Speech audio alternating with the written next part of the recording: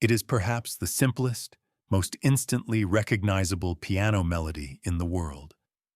Three short chords, repeated gently, like a lullaby. Then a voice enters, soft, intimate, almost conversational. Imagine there's no heaven. It's a sound that feels less like a pop song and more like a shared thought, a quiet invitation to dream. For over 50 years, John Lennon's Imagine has occupied a unique space in our global culture. It is played at Olympics opening ceremonies, sung by schoolchildren, invoked at peace rallies, covered by countless artists, and broadcast on New Year's Eve in Times Square as the ball drops. It has become the world's secular hymn, a universal prayer for peace whispered across borders and beliefs.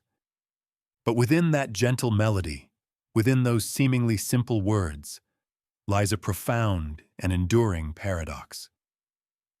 Is Imagine a beautiful, naive dream of a better world, a universal call for unity that transcends politics and religion?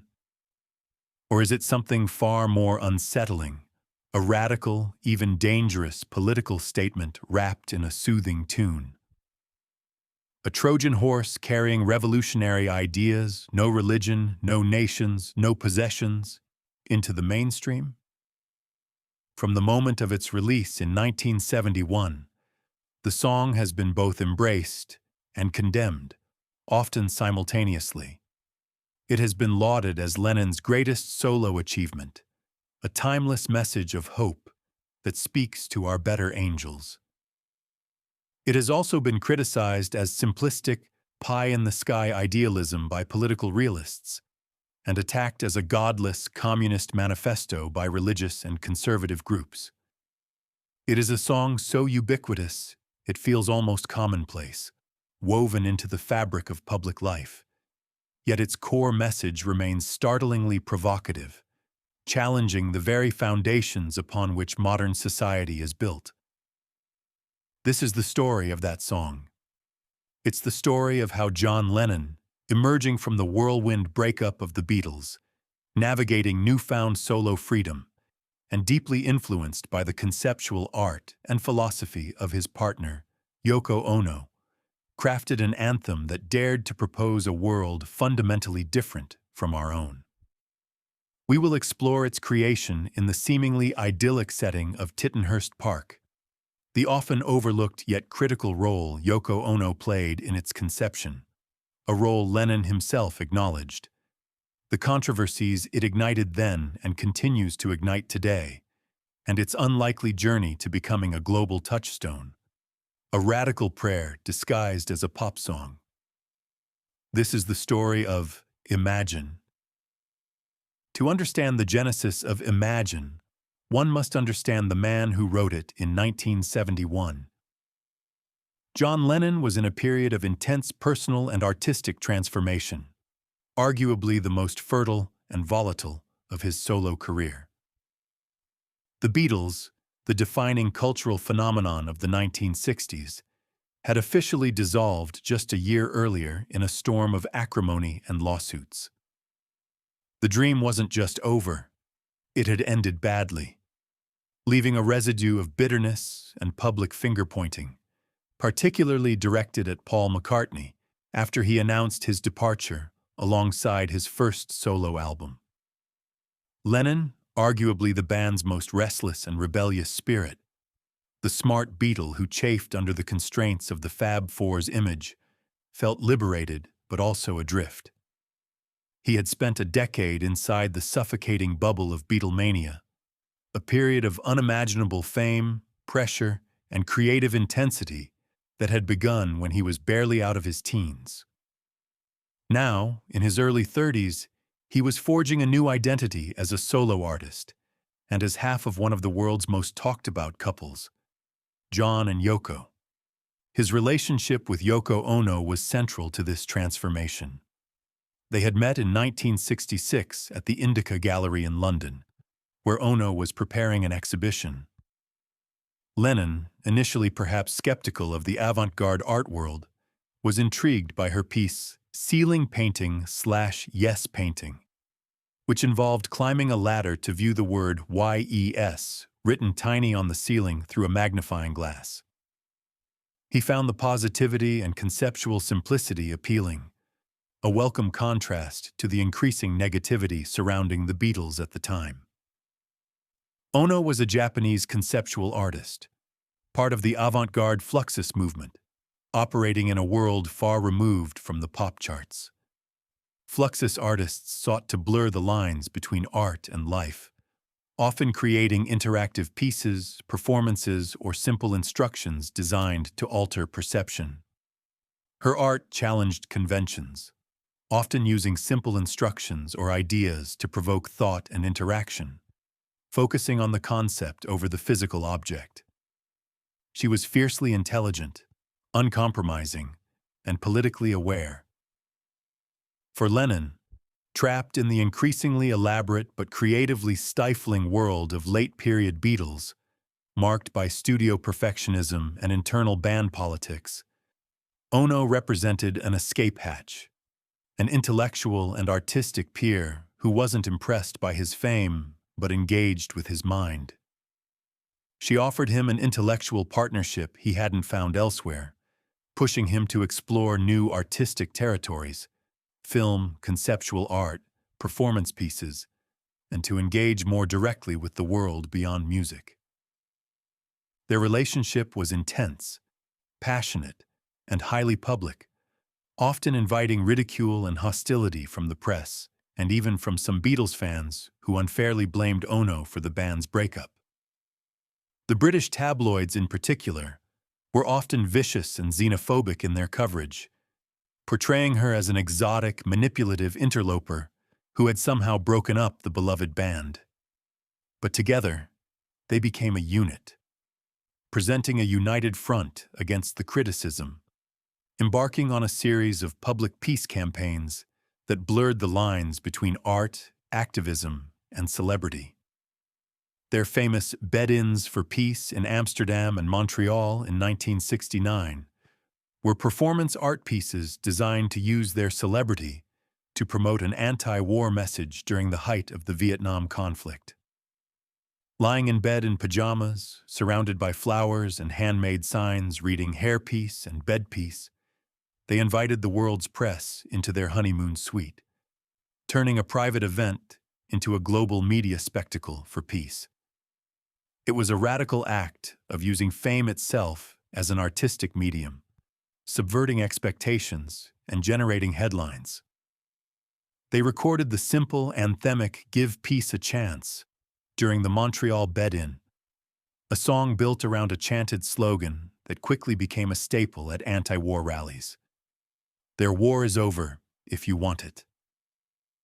Billboard and poster campaign in late 1969 further cemented their image as activists using art and media to push for social change, employing the language of advertising to sell peace instead of products. These actions positioned Lennon, increasingly, as a political figure, not just a pop star, earning him the attention and eventually the ire of the Nixon administration, which saw his activism as a threat, particularly his influence on young voters. Lennon's solo music during this period reflected this intense personal and political engagement. His first official solo album, John Lennon Plastic Ono Band, 1970, was a raw, cathartic, and deeply personal work, heavily influenced by his experiences with Arthur Janoff's primal scream therapy. Janoff's therapy encouraged patients to confront and release repressed childhood pain through screaming and emotional abreaction. The album was a direct result of this intense process, recorded immediately after months of therapy. It was a stark contrast to the often whimsical or heavily produced sound of the Beatles. Songs like Mother, a harrowing cry about his parents' abandonment, Working Class Hero, a bitter indictment of the British class system and societal conditioning, and God, a systematic dismantling of belief systems, ending with the stark declaration that the dream is over, were brutal excavations of his personal traumas, his disillusionment with fame, and his rejection of idols including the Beatles themselves. It was the sound of an artist stripping away layers of artifice to find a raw, unvarnished truth, recorded with a minimalist, almost demo-like quality. Bass, drums, guitar, or piano, and Lennon's searing vocal. The album was critically acclaimed for its bravery and honesty, but commercially challenging. Its raw honesty deeply unsettling for many listeners accustomed to the more melodic, approachable Beatle John.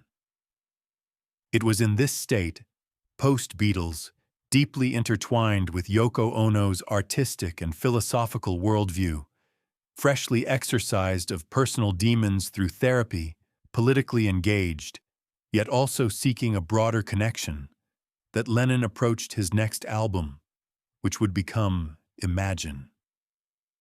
He wanted to create something different from the abrasive confessionalism of Plastic Ono Band. While proud of that album's honesty, he recognized its challenging nature might limit its reach. He aimed for something softer, more accessible, something that could carry his message of peace and change to a wider audience. He famously said he wanted to sugarcoat his political ideas, making them more palatable than the confrontational approach of songs like Working Class Hero. He wanted a song that people could sing together, an anthem that felt inclusive rather than divisive, a spoonful of sugar to help the radical medicine go down. He sought a balance between his personal truth and a universal message, a way to communicate his evolving political and philosophical ideas without alienating the massive audience he still commanded. The setting for the album's creation was Tittenhurst Park, a sprawling 72-acre Georgian manor house in Ascot, England, that John and Yoko had purchased in 1969. They had set up a state-of-the-art 8-track recording studio, known as Ascot Sound Studios, right in their home. This allowed Lennon a level of creative freedom and comfort he hadn't experienced before, away from the rigid schedules and unfamiliar environments of commercial studios like Abbey Road. He could record whenever inspiration struck, surrounded by his family and friends. The atmosphere was reportedly relaxed, communal, with friends and fellow musicians like George Harrison, who contributed memorable slide guitar parts to several tracks on the album, including How Do You Sleep, Lennon's bitter attack on Paul McCartney, Klaus Voormann, bass, a constant presence from the Hamburg days, Nicky Hopkins, piano on other tracks, King Curtis, saxophone on tracks like It's So Hard, and Alan White, drums, dropping by and contributing. Phil Spector, known for his monumental Wall of Sound productions with artists like the Ronettes and the Righteous Brothers, was brought in to co-produce, having worked on Lennon's instant classic single Instant Karma the previous year. However, Lennon and Ono insisted on a more restrained approach than Spector's usual bombast, aiming for clarity and warmth rather than overwhelming density, particularly on the title track. Spector's main influence might be heard more in the lush string arrangements added later than in the basic tracks themselves.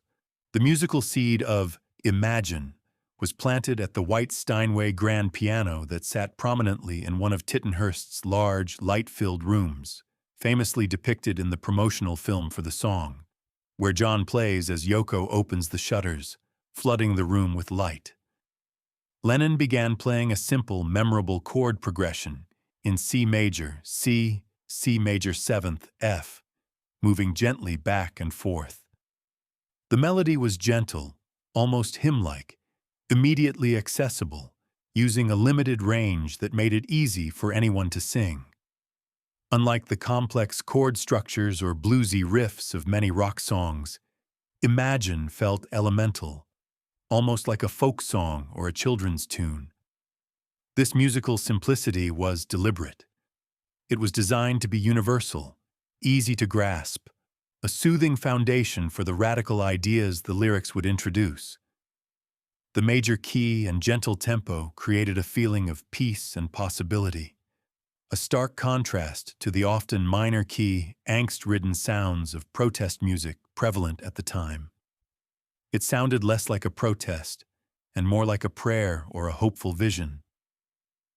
The lyrical inspiration, as Lennon himself later acknowledged, came directly from Yoko Ono's work, specifically her 1964 conceptual art book, Grapefruit.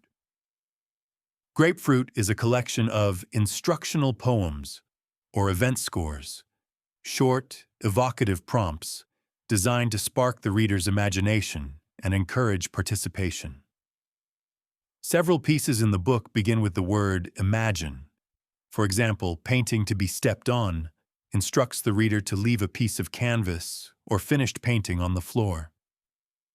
Tuna fish sandwich piece instructs, imagine 1,000 suns in the sky at the same time. Let them shine for 1 hour. Then, let them gradually melt into the sky. Make 1 tuna fish sandwich and eat. These were not traditional poems to be passively read. They were invitations to perform a mental or physical action, to shift one's perception of reality. Ono's work aimed to break down the barrier between artist and audience, making the act of imagination itself the artwork. Ono's influence was particularly evident in the poem Cloud Piece, which reads, "Imagine the clouds dripping. Dig a hole in your garden to put them in. Imagine snow, melt it in your mouth. Imagine rain, wash yourself in it." Lennon directly credited these specific pieces as the wellspring for the song's core concept. He saw the power in that simple imperative. Imagine. It was a gentle but firm request for the listener to actively participate in creating a different reality, if only in their mind. It aligned perfectly with his desire to present radical ideas in a non-confrontational way, not as demands, but as possibilities to be considered. It framed revolution not as a violent overthrow, but as a shift in consciousness. Imagine should be credited as a Lennon-Ono song, he stated in a 1980 BBC interview shortly before his death. A lot of it, the lyric and the concept, came from Yoko. But those days I was a bit more selfish, a bit more macho, and I sort of omitted to mention her contribution. But it was right out of Grapefruit, her book. There's a whole pile of pieces about imagine this and imagine that. This late-in-life admission underscores the depth of Ono's conceptual contribution, suggesting the song might not exist in its familiar form without her artistic groundwork. It reframes the song not just as Lennon's personal vision, but as a product of their collaborative partnership, a fusion of his pop sensibility and her avant-garde conceptualism. With this conceptual framework borrowed from Ono, Lennon began to build his lyrical vision. He employed a systematic approach, dismantling the major structures he saw as dividing humanity and causing conflict: religion, nationalism, and materialism. He addressed each one directly, yet gently, using the imagine prompt to soften the blow, presenting these radical negations as simple, almost childlike propositions. Imagine there's no heaven. It's easy if you try. No hell below us. Above us, only sky. This opening is immediately provocative, especially in 1971 America, a predominantly Christian nation, still grappling with the social upheavals of the 60s and embroiled in debates about secularism. It challenges the foundational beliefs of major world religions, Christianity, Islam, Judaism, which rely heavily on the concepts of an afterlife for moral structure and ultimate meaning. Lennon suggests that these concepts, eternal reward and punishment, are obstacles to living fully and peacefully in the present, implying they can be used to justify earthly suffering or inaction. By removing the afterlife, Lennon focuses attention squarely on life on Earth, implying that our actions should be guided by human empathy and shared responsibility rather than divine judgment or the fear of damnation. The line, "Above us only sky," offers a vision of boundless possibility, a natural world free from metaphysical constraints or hierarchical structures imposed by religious doctrine. It's a call for a humanist perspective, grounded in earthly existence.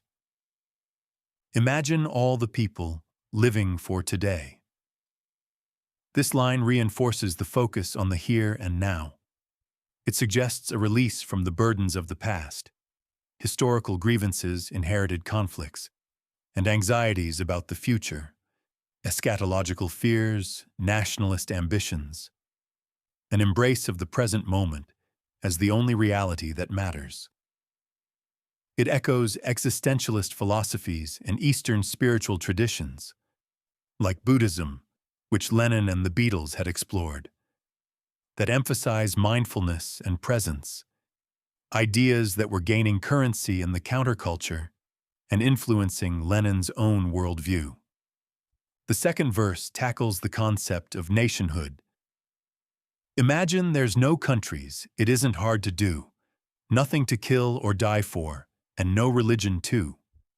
Here, Lennon identifies two of the primary historical justifications for conflict and violence: nationalism and religious dogma.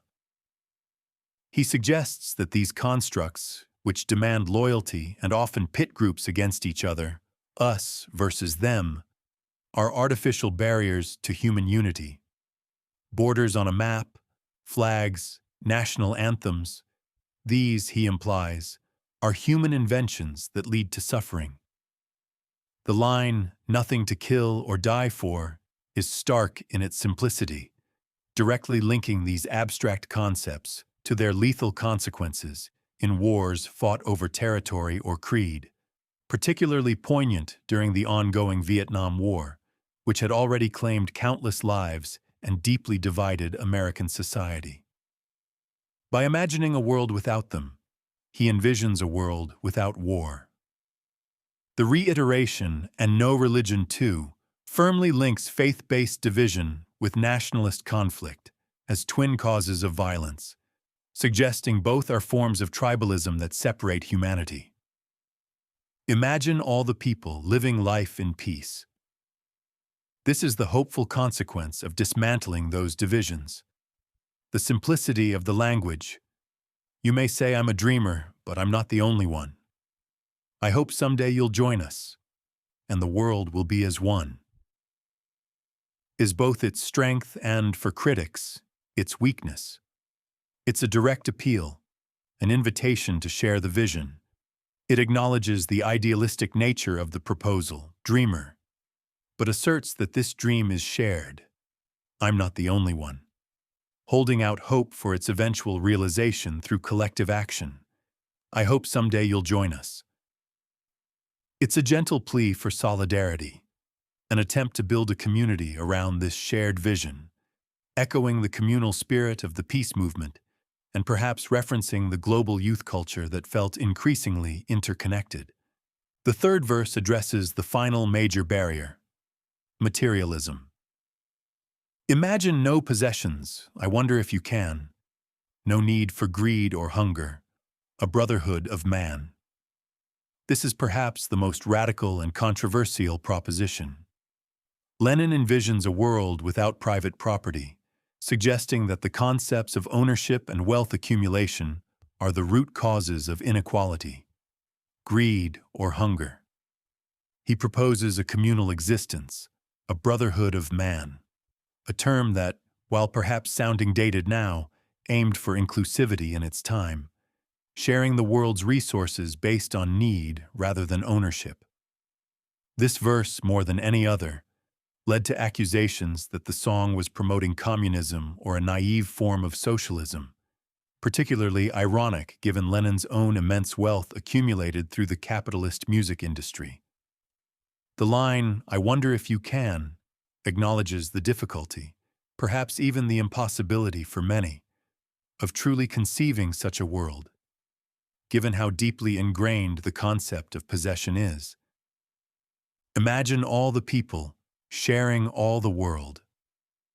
This completes the utopian vision. It's a world based on empathy, equality, and shared resources, free from the divisions imposed by religion, nationalism, and private property.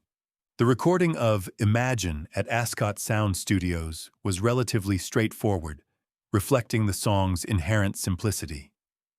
Co-produced by Lennon, Ono, and Phil Spector, the track features Lennon on piano and vocals, Klaus Voormann on bass, and Alan White on drums.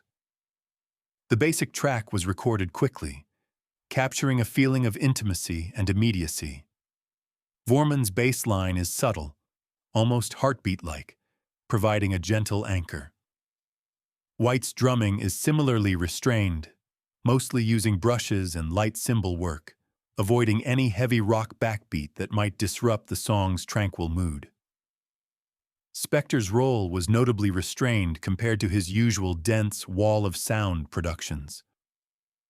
Here, the production is clear, warm, and focused on Lennon's voice and piano.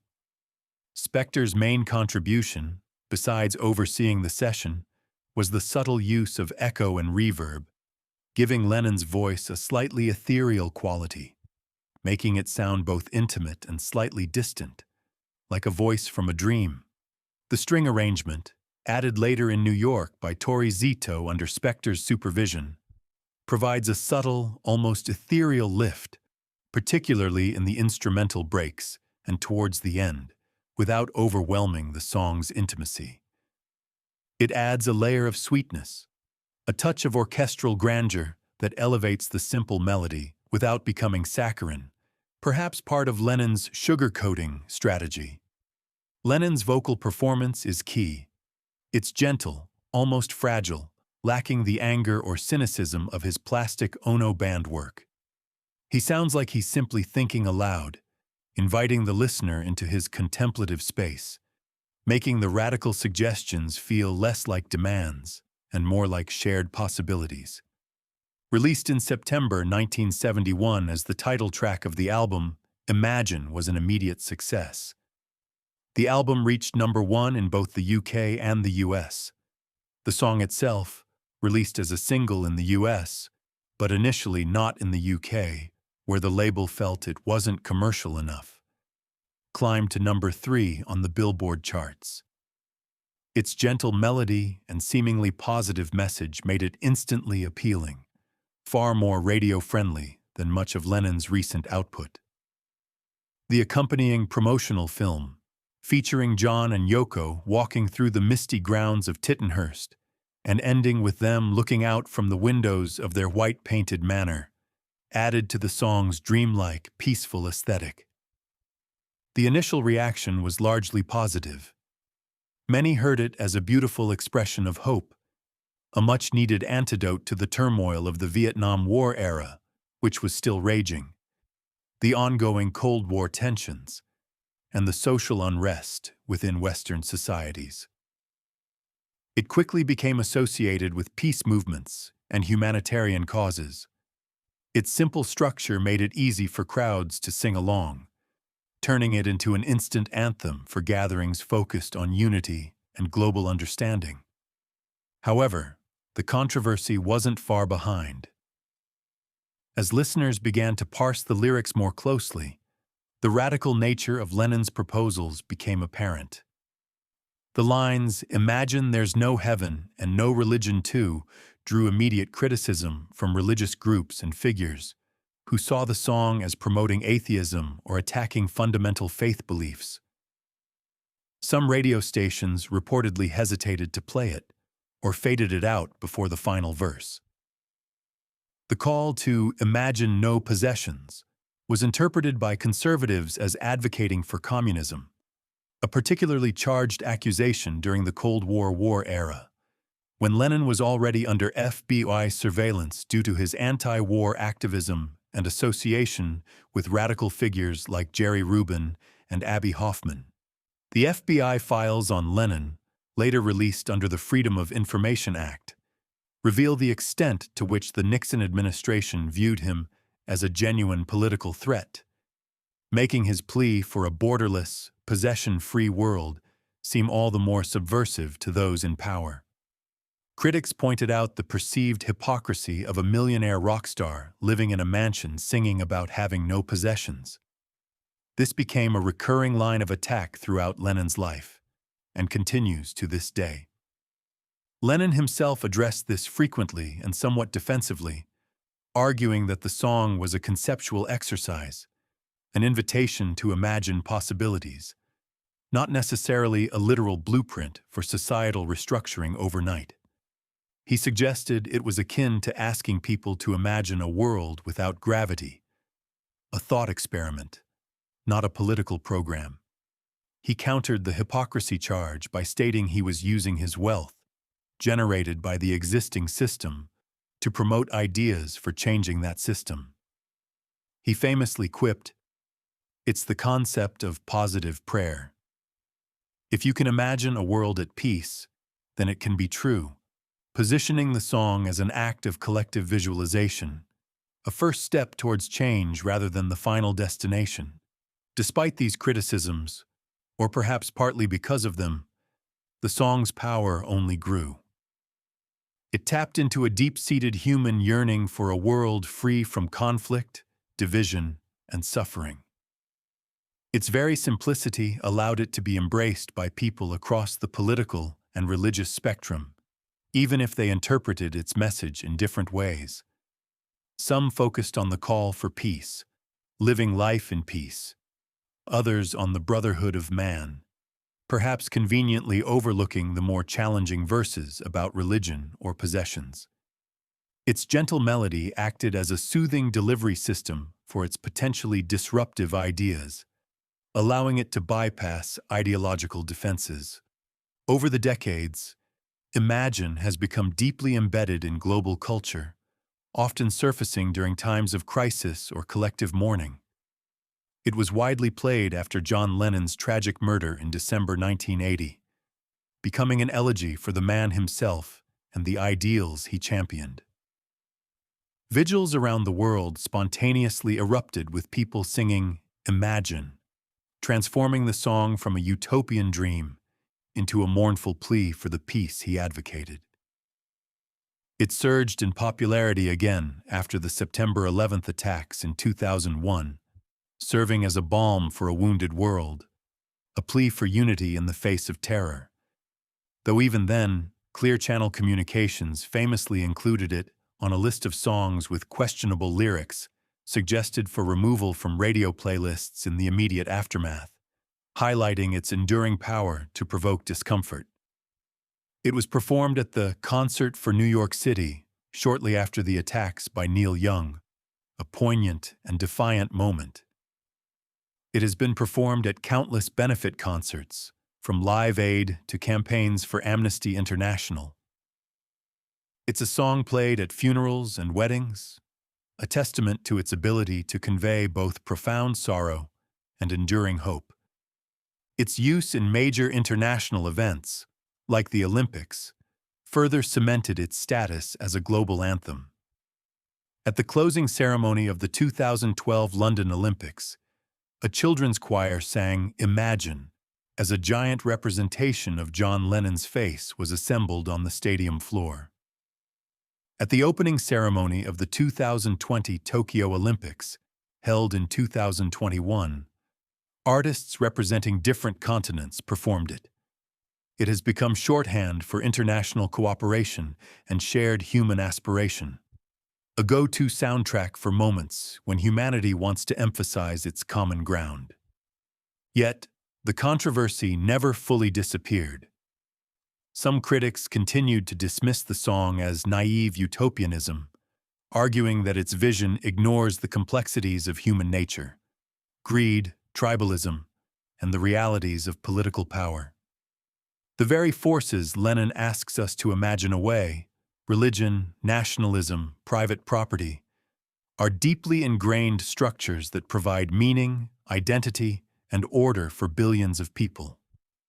To simply wish them away, critics argue, is simplistic at best, and potentially destructive at worst, ignoring the real-world difficulties of achieving such transformations. Furthermore, the song's gentle, soothing quality has itself become a point of contention. Some argue that its very pleasantness defangs its radical message, turning a potentially revolutionary statement into comfortable background music, a kind of auditory greeting card. By making the call for radical change sound so easy, it's easy if you try, does the song inadvertently trivialize the immense difficulty and potential danger involved in challenging these fundamental structures? Does its commercial success and widespread acceptance ultimately neuter its political bite? Is it now simply a comfortable platitude rather than a call to action? The question of Yoko Ono's contribution also resurfaced significantly in the years following Lennon's death. While Lennon had acknowledged her influence in 1980, the song was solely credited to him upon its release and for decades afterwards. Ono herself rarely pushed the issue publicly for decades, focusing instead on preserving Lennon's legacy.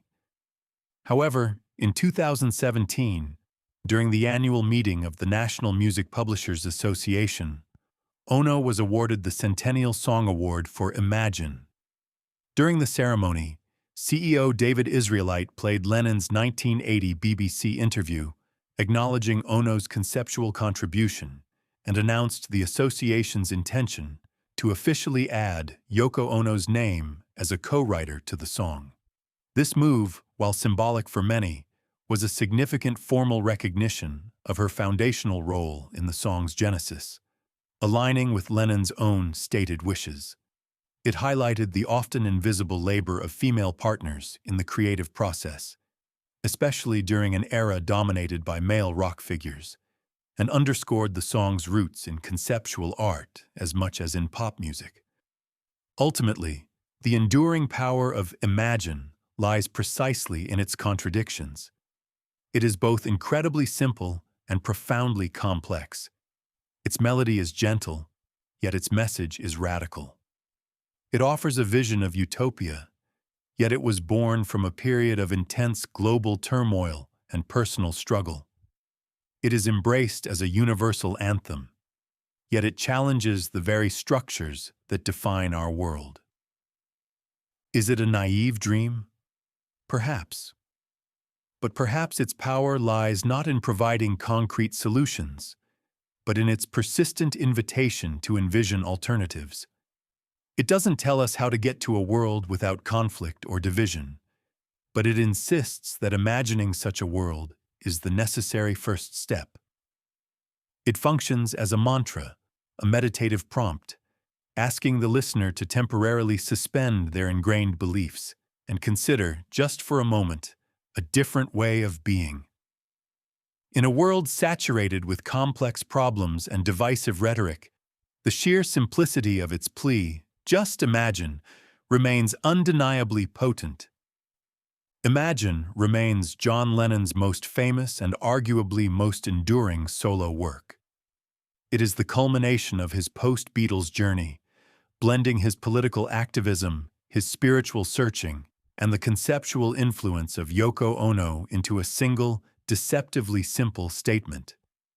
It is a song that continues to provoke debate, inspire hope, and challenge listeners 50 years after its creation. It stands as a testament to the power of a quiet melody and a few carefully chosen words to lodge themselves in the global consciousness, forever asking us to consider the possibility of a world united. It is, in its purest form, a radical prayer, whispered into the heart of the mainstream, its echo still resonating today.